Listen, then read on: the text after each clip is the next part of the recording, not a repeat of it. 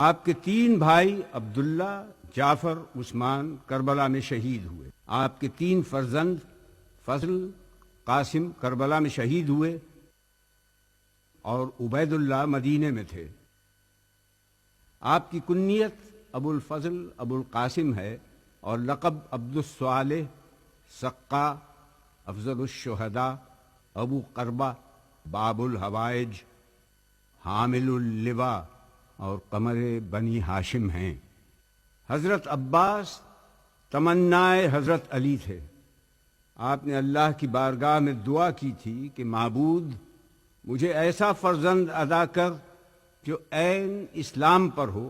دعا اور تمنا قبول ہوئی۔ حضرت عباس شجاعت علی کے وارث، آئینہ کردار علی، سپاہ حسینی کے سالار، تیغ ید اللہ کی جھنکار تھے۔